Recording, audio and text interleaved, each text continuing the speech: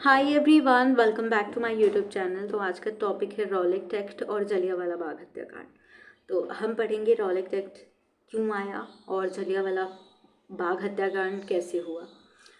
और जैसा कि आपको पता है कि हम साथ में PYQ डिस्कस कर रहे हैं, प्रीवियस ईयर क्वेश्चंस, चाहे वो यूपीएससी हो, पीसीएस एग्जाम के हो, छत्तीसगढ़ एमपी पीसीएस बीपीएससी या टीचिंग एग्जाम्स के जो क्वेश्चंस होते हैं इस टॉपिक से रिलेटेड आए हुए हैं प्रीवियस ईयर क्वेश्चंस, वो सब हम यहाँ पे कवर करेंगे। So let's get start. Bharat में बढ़ रही क्रांतिकारी गतिविधियों को कुचलने के लिए सरकार ने वर्ष 1917 में न्यायाधीश सिडनी रॉलेट, जो न्यायाधीश थे सिडनी रॉलेट की अध्यक्षता में एक कमेटी बनाई गई थी जिसका नाम था सेडिशन कमेटी। और इसी कमेटी की सिफारिश पर एक बिल पास होता है जो बाद में एक्ट बनता है, तो वो रॉलेट एक्ट होता है। ठीक है, वो 1919 में बनेगा। ठीक है, तो इसकी सिफारिश पर क्या होता है, एक समिति गठित की जाती है सिडनी रॉलेट की अध्यक्षता में, और जिसका उद्देश्य क्या था, आतंकवाद को कुचलने के लिए एक प्रभावी योजना का निर्माण करना। तो ब्रिटिश जो थे, ब्रिटिश वो समझते थे अगर भारतीय विद्रोह कर रहे हैं तो उसको आतंकवाद का नाम दे रहे थे। क्योंकि भारतीय विद्रोह क्यों कर रहे थे, भारतीयों को न्याय चाहिए था, अपना स्वतंत्रता चाहिए था, उनको अपने देश में अपना राज चाहिए था, इसलिए विद्रोह कर रहे थे। लेकिन ये ब्रिटिशर के लिए वो आतंकवादी बना दे रहे थे उनको। तो अब ये चाह रहे थे कि इनको कंट्रोल करें, ठीक है, भारतीयों को कंट्रोल करें। अब ये विद्रोह ना करके इनके विद्रोह को दबाने के लिए क्या किया, एक एक्ट लाए थे। तो इसी कमेटी की सिफारिश पर क्या हुआ था, मार्च 1919 में एक विधेयक पारित होता है जो रॉलेट एक्ट बनता है, जिसको रॉलेट एक्ट नाम कहते हैं। इस रॉलेट एक्ट का पूरा नाम देखिए क्या है, the anarchical and revolutionary crime act 1919, इसका पूरा नाम है। और जब हम शॉर्ट फॉर्म में इसको कहते हैं रॉलेट एक्ट कहते हैं। ठीक है, तो रॉलेट एक्ट द्वारा क्या किया गया है, अंग्रेजी सरकार ने जिसको चाहे जब चाहे बिना मुकदमा चलाए जेल में बंद रख सकती थी। इसलिए इस कानून को बिना वकील, बिना अपील तथा बिना दलील कानून कहा गया। मान लीजिए आपको क्रिमिनल बना दिया जा रहा था, आपको टेररिस्ट बना दिया जाएगा। कैसे? आपको गिरफ्तार कर लिया जाएगा, आपको बताया नहीं जाएगा कि आपने किया क्या है, और आपको गिरफ्तार करने के बाद आप ना गवाही प्रस्तुत कर सकते हो, ना वकील कर सकते हो, ना दलील दे सकते हो। तो ये इसलिए इसको गांधी जी ने इसको ब्लैक लॉ कहा था, काला कानून गांधी जी ने इसको कहा था। तो इस टाइम जो देखिए, इस टाइम जो वायसराय था कौन था, इसके में जो लॉर्ड चेम्सफोर्ड था ना, 1916 से 1921 के बीच में इसका कार्यकाल है। तो इसी के टाइम पे ये रॉलेट एक्ट पारित हुआ था। और इसी देखिए, उससे पहले क्या हुआ था, प्रथम विश्व युद्ध शुरू हो गया था 1914 में। भारतीयों ने इनको सहयोग किया था, तो भारतीयों को लगा था, गांधी जी ने बोला था कि भारतीयों को कि अंग्रेजों की मदद करेंगे, अंग्रेजों की सेना में जाए। और इसीलिए गांधी जी को भारतीय में मतलब अंग्रेजी सेना में भर्ती करने वाला सार्जेंट भी कहा गया था। और जिसके बाद अंग्रेजों ने भारतीय जो गांधी जी हैं, गांधी जी को केसरे हिंद की उपाधि दी थी। ठीक है, केसरे हिंद की उपाधि गांधी जी को दी थी क्योंकि इन्होंने मदद की थी इनकी प्रथम विश्व युद्ध में। फिर भारतीयों के लिए इतना बुरा ये कर दिए, इसका रिजल्ट जो आया भारतीयों के लिए अच्छा नहीं था। इन्होंने भारतीयों को ही कंट्रोल करना चाहा, जो रॉलेट एक्ट आया। तो अब गांधी जी भी भड़क जाएंगे, गांधी जी भड़केंगे तो फिर सत्याग्रह तो होगा ही। तो गांधी जी भी इस आंदोलन के मतलब इस एक्ट के विरोध में आ गए थे। इस एक्ट के विरोध में गांधी जी आ गए थे, रॉलेट एक्ट के विरोध में सभी भारतीय इसके विरोध में आ गए थे। तो अखिल भारतीय राजनीति में गांधी जी का पहला साहसिक कदम रॉलेट सत्याग्रह के लिए 3 राजनीतिक मंचों का उपयोग किया। तो गांधी जी ने सत्याग्रह शुरू करने के लिए जो असहयोग आंदोलन शुरू करने के लिए किया, होम रूल लीग का आंदोलन का उपयोग किया, खिलाफत आंदोलन भी चलने लगा था, और सत्याग्रह सभा का उपयोग करके असहयोग आंदोलन शुरू किया। होम रूल बना था, कब बना था, 1916 में। 2 लोगों ने किया था, एक तिलक ने और एनी बेसेंट ने। तिलक ने अप्रैल में बनाया था होम रूल आंदोलन का शुरुआत, और एनी बेसेंट ने सितंबर में किया था। ठीक है, गांधी जी इस टाइम देखिए पंजाब में ये विद्रोह होता है। पंजाब में 2 लोकप्रिय नेता रहते हैं, सैफुद्दीन किचलू और डॉक्टर सत्यपाल को गिरफ्तार कर लिए जाते हैं अंग्रेजी सरकार द्वारा। 9 अप्रैल को गिरफ्तार कर लिया जाता है। ठीक है, मार्च में ये कानून आता है रॉलेट एक्ट, और इसका विद्रोह करते हैं लोग, तो उसके विद्रोह में डॉक्टर सत्यपाल और किचलू को गिरफ्तार कर लिया जाता है। अब ये विद्रोह और आगे बढ़ गया, भड़क गया, इसमें से चिंगारी मिल गई अब इसको। तो 9 अप्रैल को, और इसी में गांधी जी पंजाब जा रहे थे, गांधी जी को भी जाना था। तो गांधी जी के साथ दीन बंधु एंड्रयूज जो ब्रिटिशर था वो सपोर्ट करता था गांधी जी को। उसने चंपारण के टाइम पे भी गांधी जी को सहयोग किया था, एक सहयोगी था। तो एंड्रयूज पूछा जाता है, तो दीन बंधु की उपाधि दी थी गांधी जी ने। तो क्या हुआ कि गांधी जी को भी रास्ते में ही गिरफ्तार कर लिया गया था। गांधी जी को जो उनके सहयोगी थे उनको गिरफ्तार कर लिया गया था। अब क्या हुआ कि लोग बैसाखी का दिन था अमृतसर में, बैसाखी का दिन था। लोग जैसे मेला लगता है, सार्वजनिक सभा होती है, तो वहाँ पे एक सार्वजनिक सभा बुलाई गई थी जलियांवाले बाग में 13 अप्रैल को बुलाई गई थी एक सभा, ठीक है। 13 अप्रैल को जलियांवाले बाग में एक सार्वजनिक सभा बुलाई गई थी बैसाखी के दिन, ठीक है। जहाँ पर जनरल डायर, हैरी डायर, जिसको जनरल डायर भी कह सकते हैं, जनरल आर डायर भी कहते हैं, बस आर डायर याद कर लीजिए, या फिर डायर, जनरल डायर, कोई भी नाम इसके साथ मत लीजिए, जनरल डायर, ठीक है। तो इसने क्या किया, पहले तो मार्शल लॉ लगा हुआ था, तो बाग में लोग इकट्ठे हुए थे। अब इसने ना पहले कोई ऑर्डर दिया, वो बाग जो था ना वो चारों तरफ से बंद था, वहाँ एक कुआं था। अब वो चारों तरफ से बंद था, वहाँ एक ही गेट था बाहर जाने के लिए। लोग बैसाखी के दिन इकट्ठे हुए थे। अब इस ना लोगों के पास कोई हथियार था ना कुछ, तो इस जो डायर था, जनरल डायर, उस टाइम पंजाब का लेफ्टिनेंट गवर्नर ओ डायर था, जनरल ओ डायर था, और ये आर डायर है, या फिर डायर जिसको जनरल डायर कह सकते हैं। तो इसने क्या किया, बिना किसी आदेश पे निहत्ती जो जनता थी जिनके पास कोई हथियार नहीं था, उस भीड़ पर गोलियां चला दी, सबको मार डाला, ठीक है। तो लगभग 1000 लोग और भी ज़्यादा लोग मारे गए थे। और जो हंटर कमीशन ब्रिटिश ने बनवाया था जांच के लिए, उसके अनुसार तो लोग 380 के लगभग लोग ही मरे थे, 379 के लिए, जबकि ये गलत डेटा है, जबकि मरे ज़्यादा लोग थे। इसी टाइम एक बालक रहता है, छोटा सा बालक, जिसका नाम उधम रहता है, उधम सिंह, ठीक है। तो बाद में देखेंगे उसका रोल कहाँ पे है। तो देखिए, दो समिति बनती है, एक तो कांग्रेस समिति बनाती है और एक ब्रिटिश, जो कि हंटर कमीशन बनाते हैं ब्रिटिश, जो कि बिल्कुल ही गलत डेटा देते हैं, कुछ भी सही नहीं देते, उसमें भारतीय भी रहते हैं। जो हंटर कमीशन बनता है वो उसमें भारतीय भी रहते हैं। तो 13 अप्रैल को ये जो घटना हुई ना, ये बहुत बहुत बड़ी घटना थी। लोगों का दिल टूट गया, लोग इस शोक में आ गए, बहुत बहुत बेकार, मतलब ऐसे निहत्थे लोगों पे गोली चला दी गई थी।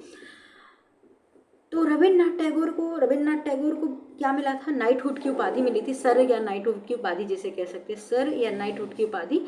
तो नाइटहुड की उपाधि जो थी ब्रिटिश सरकार द्वारा दी गई थी। तब क्या हुआ था, इस घटना के बाद इन्होंने अपनी ये उपाधि त्याग दी थी। गांधी जी को प्रथम विश्व युद्ध में मदद करने की वजह से इनको केसरी हिंद उपाधि मिली थी अंग्रेजों से, तो अंग्रेजों की इस उपाधि को गांधी जी ने भी त्याग दिया। लोगों ने इस्तीफा दे दिया। जो कार्यकारिणी, जो वायसराय की कार्यकारिणी परिषद थी ना, उसमें से शंकरन नायर जो थे, वहाँ उस सदस्य थे, उसमें उन्होंने इस्तीफा दे दिया था। और गांधी जी ने इसे ब्लैक कानून कहा था। तो जलियांवाले बाग हत्याकांड की जांच हेतु ब्रिटिश सरकार ने हंटर कमीशन का गठन किया था। इस कमीशन में CH सीतलवाड़, पंडित जगत नारायण, सुल्तान अहमद खान भारतीय सदस्य थे। कमीशन ने 1920 में रिपोर्ट अपनी दी, और जिसमें दुर्घटना के, मतलब इसको ऐसा नहीं बोला कि दुर्घटना के लिए सरकार का दोषी नहीं बताया, मतलब ये जो कमीशन थी सरकार को दोषी नहीं बताई, उल्टा इसने उस सरकार का फेवर किया और कहा कि ये उपद्रव, क्रांति तथा भीड़ की अधिकता को देखते हुए गोली चलाना पूर्णतः न्यायोचित था। मतलब भीड़ इतनी ज़्यादा थी, हो सकता था कुछ क्रांति कर ले, विद्रोह ज़्यादा बढ़ जाए, इसकी वजह से गोली चलाई, बचाव में गोली चलाई। तो इस कमीशन ने कुछ ऐसा किया नहीं। साथ ही हंटर कमीशन ने डायर के इस कार्य को केवल निर्णय लेने की भूल बताया। मतलब उस टाइम जनरल डायर के पास कोई निर्णय लेने में शक्ति नहीं थी। मतलब क्या करता कोई, अगर इतनी भीड़ है तो जनरल डायर ने चला ही दी गोली, तो ऐसा बताए, भूल बताए। तो जनरल डायर को इसके अपराध के लिए नौकरी से हटाया गया। लेकिन जब ये ब्रिटेन गया ना, तो इसकी तारीफ की गई, इसको सम्मान मिला। तो वहाँ की ब्रितानी अखबारों ने इसके ब्रिटिश साम्राज्य का रक्षक बताया, और ब्रितानी लॉर्ड सभा जो थी वहाँ पे, ब्रिटिश साम्राज्य का शेर कहा गया इसको ना मान की तलवार की उपाधि भी दी गई थी ब्रिटिश सरकार को। तो देखिए, इसका सम्मान किया गया, कोई फर्क नहीं पड़ा किसी को। तो अब हंटर कमीशन का गांधी जी और जो कमीशन बनी थी जो कांग्रेस ने, उसका विरोध भी किया था, आलोचना की थी। देखिए, जो कांग्रेस जांच समिति बनती है, वो उसमें महात्मा गांधी सदस्य रहते हैं, CR दास रहते हैं, चित्तरंजन दास रहते हैं, मोतीलाल नेहरू रहते हैं, अब्बास तैयब जी रहते हैं इसके सदस्य, ठीक है।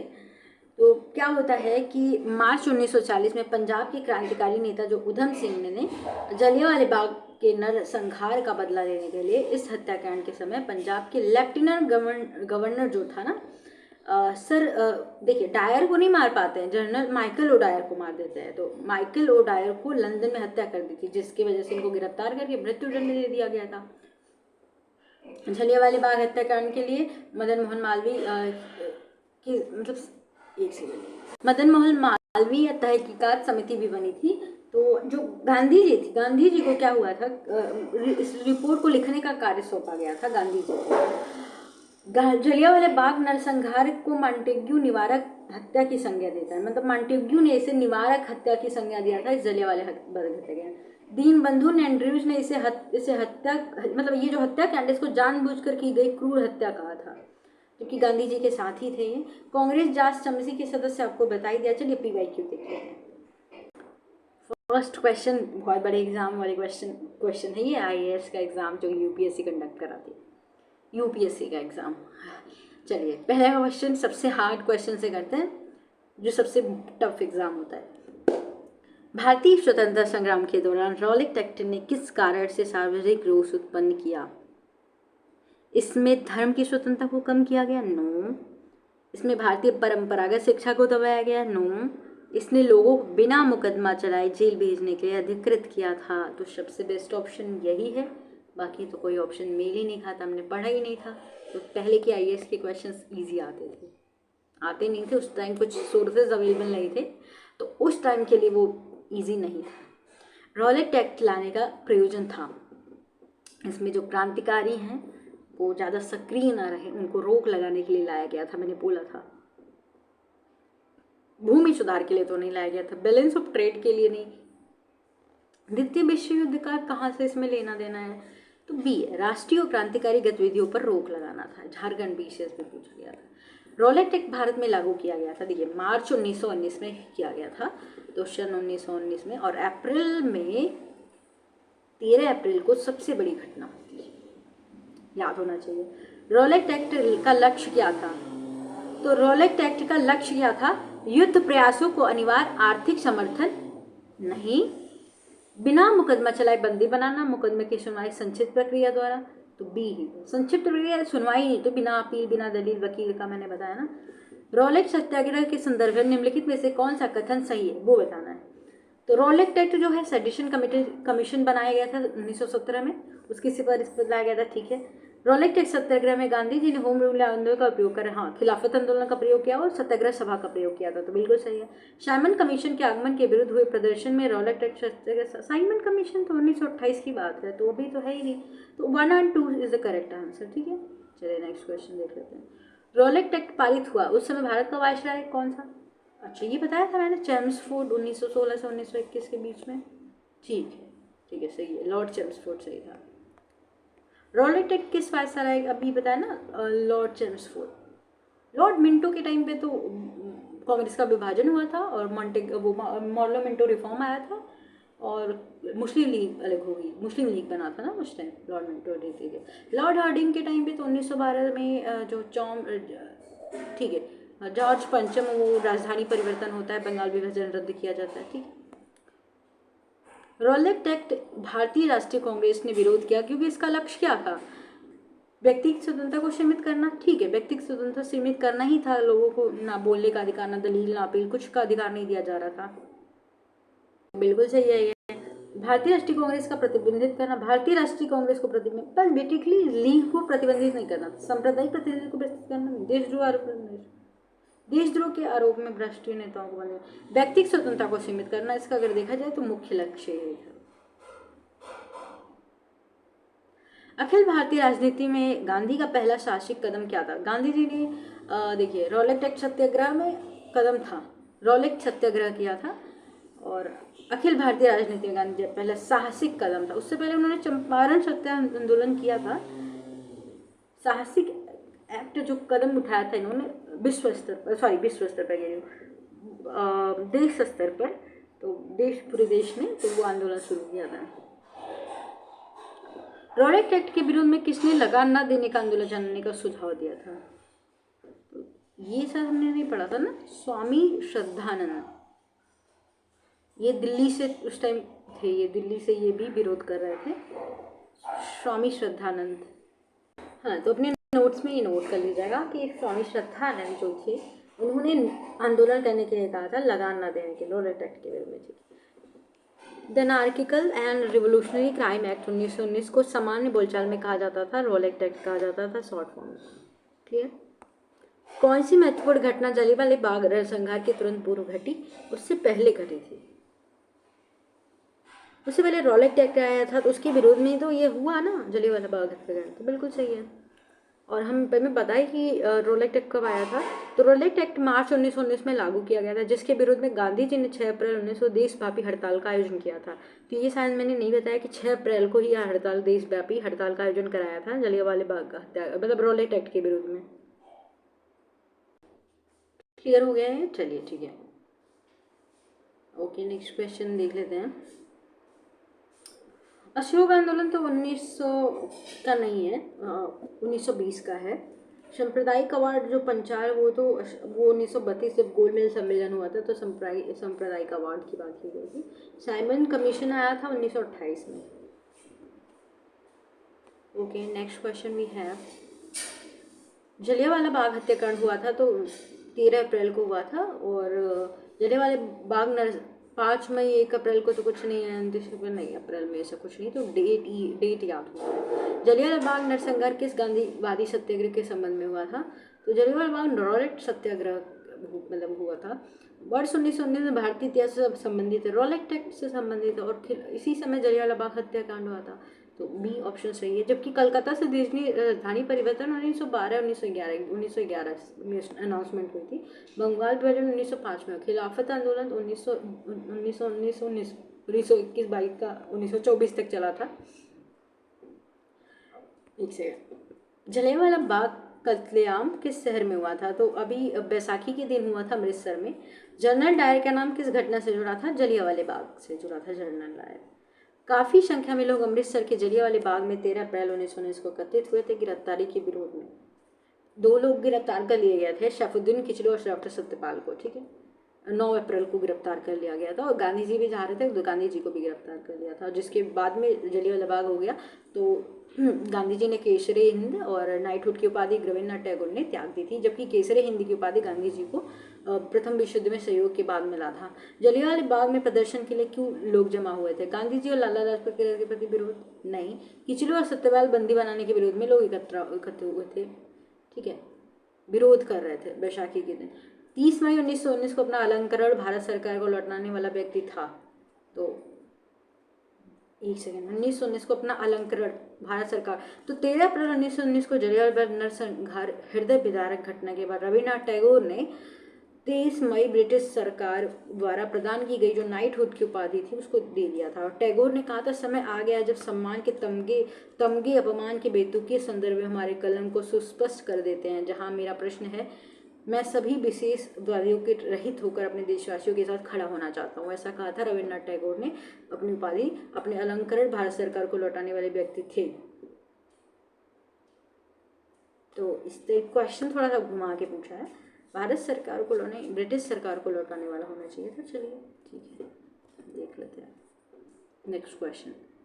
जलियांवाला बाग हत्याकांड 1919 में पंजाब में हुए अत्याचारों से अपने विरोध के रूप में किस विख्यात व्यक्ति ने ब्रिटिश सरकार द्वारा प्रदान की गई night? Same question, I think अब तो याद ही हो जाएगा, रविन्द्रनाथ टैगोर। रविन्द्रनाथ टैगोर ने ही जो चंपारण सत्याग्रह हुआ था गांधी जी का 1917 में, उसके बाद गांधी जी को महात्मा की उपाधि थी, महात्मा कहा था। किसके विरुद्ध में प्रदर्शन के अभिप्राय के रूप में रविन्द्रनाथ टैगोर ने नाइटहुड की उपाधि त्याग दी थी? जलियांवाला बाग हत्याकांड। आई थिंक सभी एग्जाम में पूछे जाते हैं, बीएड वगैरह एग्जाम जो होते हैं उसमें यही क्वेश्चंस रिपीट होते हैं।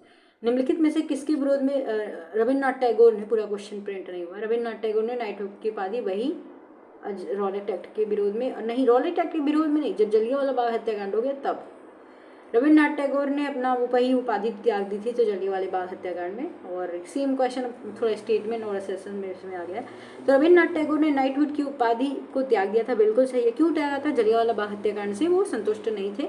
संतुष्ट नहीं मतलब वो बहुत दुखी हो गए थे और बोला था कि अब देश के सम्मान के लिए लड़ने की ज़रूरत है, और वे असहयोग आंदोलन में भाग लेना चाहते थे, इसकी वजह से त्याग दिया था? नहीं, बिल्कुल नहीं, वो पहला ए सही हो जाएगा, इसके लिए नहीं त्यागा था। तो ए सही हो जाएगा किंतु आर गलत हो जाएगा। जलियांवाला बाग हत्याकांड के विरोध में वायसराय के कारडी परिषद की सदस्य किसने इस्तीफा दे दी थी? हमने पढ़ा ना, शंकरन नायर ने त्याग दिया था, इस्तीफा दे दिया था, सॉरी। जलियांवाला बाग हत्याकांड के विरोध में निम्नलिखित में से किसने वायसराय की कार्य परिषद से त्याग दिया था? शंकरन, शर शंकरन है। तो निम्नलिखित से किसके द्वारा जलियांवाला कांड के विरोध में नाइटहुड की उपाधि या सर की उपाधि त्याग दी गई थी? तो रविन्द्रनाथ टैगोर थे। ठीक है, क्वेश्चन थोड़ा अलग पूछा है। निम्नलिखित घटनाओं का सही क्रम नीचे हुए कूट से ज्ञात कीजिए। तो देखिए, सबसे पहले क्या हुआ था, बंदी बनाया जाता है किसको? अगर 3 ऑप्शन है तो हम 3 के साथ जाएंगे। अच्छा हाँ, 3 ही होना चाहिए। देखिए, जलियांवाला बाग नरसंहार 13 अप्रैल 1919 को होता है। सत्यपाल 9 अप्रैल को गिरफ्तार होते हैं, ये भी 1919 में ही अमृतसर, लेकिन ये दिसंबर में होता है। सबसे लास्ट में कौन आया हमारा? तो अगर देखा जाए तो 2 1 3, अभी तक 2 1 3 हो गया, हमने 2 1 3 पढ़ लिया। 2 1 3 ही तो है, 3 ही ऑप्शन है, तो 2 1 3 जिसमें भी है, A option will be the correct answer. Hunter आयोग की नियुक्ति की गई थी। हंटर आयोग की नियुक्ति जलियांवाला बाग हत्याकांड के बाद की गई थी, जिसने सभी गलत रिपोर्ट दिए थे। 3 भारतीय भी थे उसमें। जलियांवाला बाग हत्याकांड के लिए जिम्मेदार ओ डाई को निम्न से किसने मार दिया था? तो जनरल जो पंजाब का लेफ्टिनेंट गवर्नर था उसको मार दिया था, उधम सिंह ने मारा था। जबकि हमारा जो हत्या की थी सबके लोगों की, वो डायर ने की, जनरल डायर ने की थी। ये माइकल ओ डायर थे। लंदन में इनके बाद उधम सिंह को सजा दी, हत्या कर दी गई, मार दिया गया इनको। ठीक है, गिरफ्तार करके मृत्युदंड दे दिया गया था। लंदन में 13 मार्च 1940 को सर माइकल ओडायर की गोली से मार दी गई थी। तो उधम सिंह ने, अब तो आपको याद हो गया होगा कोई इसमें, उधम सिंह लंदन में मारे थे, किसको मारे थे? सर माइकल ओडायर को। जलियांवाला बाग नरसंहार में कांग्रेस जांच समिति की रिपोर्ट को प्रारूप लिखने का कार्य किसको सौंपा गया था? तो एक ही थे, महात्मा गांधी जी को सौंपा गया था। ओके, 1919 में जघन्य जलियांवाला बाग हत्याकांड के समय भारत का वायसराय कौन था? Chelmsford, Lord Dalhousie. तो वो विलय, वो आता है ना, व्यापक doctrine of lads. Lord Minto तो जो मुस्लिम लीग बनती है 1905 से, ये आते हैं 1905 से 1921 से। हाँ, मुस्लिम लीग बनती है उस टाइम में आते हैं जब कांग्रेस का विभाजन होता है। लॉर्ड कैनिंग, कैनिंग किसके टाइम रहता है? बंगाल का विभाजन लॉर्ड कर्जन के टाइम कैनिंग नहीं होता है। ठीक है, कंफ्यूज मत होना। चलिए, हम क्या देख रहे थे?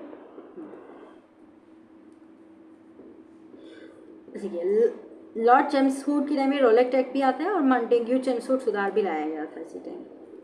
निम्नलिखित घटनाओं में से एक को मॉन्टेग्यू ने निवारक हत्या का नाम दिया था। हमने पढ़ा था, एंड्रयूज ने इसको जानबूझ के किया गया कृत्य कहा था, और इसको जलियांवाला बाग नरसंहार को ही मॉन्टेग्यू ने निवारक हत्या करी थी। ठीक है, okay, next question, the last question we have. निम्नलिखित में से किसके कारण सार्वजनिक रोष की लहर उभरी, जिसके फलस्वरूप जलियांवाला बाग हत्याकांड द्वारा जनसंहार की घटना? द आर्म्स एक्ट आया था, जिसमें, ये तो बहुत पहले आया था, लॉर्ड लिटन के टाइम पे, if I am not wrong. Okay, आप जो एनसीईआरटी कराया ना, एनसीईआरटी में पूछा गया था। तो ये 17 यस, द आर्म्स एक्ट आया था, उसमें भारतीयों को हथियार रखने का अधिकार नहीं दिया था। उसी टाइम द वर्नाकुलर एक्ट आया था, इमिग्रेशन एक्ट भी आया था 1859 में, और जिसमें बगान में काम करने वाले लोगों को, फिर 1878 में ये वर्नाकुलर एक्ट आया था, द आर्म्स एक्ट आया था। वर्नाकुलर तो प्रेस को कंट्रोल करने के लिए आया था, और द आर्म्स एक्ट आया था जिसमें हथियार रखने की आज़ादी नहीं थी। सो आपको क्लियर हो गया कि the Arms Act Lord Lytton के टाइम पे आया था, वर्नाकुलर भी वही 1878 में आया था प्रेस के लिए, रोलेक्ट एक्ट 1919 में आया था, द पब्लिक सेफ्टी एक्ट, ये इसको देख लीजिएगा। बाकी अगर देखा जाए तो इसमें तो मेंशन नहीं है। और इमिग्रेशन एक्ट भी आया था, एनसीईआरटी में दिया था, तो 1859 में वो आया था, जिसमें बगान वाले मजदूरों को बाहर जाने की बिना पूछ के जाने की नौबत नहीं थी। स्पेशली असम का जो केस हुआ था 1859 में, तो ये वाले सारे केसेस हमने पढ़ लिए। चलिए, अभी ये एंड होता है यहीं पे। नेक्स्ट वीडियो में हम पीवाईक्यू डिस्कस करेंगे। आई होप आपके लिए वीडियो हेल्पफुल रही होगी। वीडियो पसंद आती है please do like share and subscribe.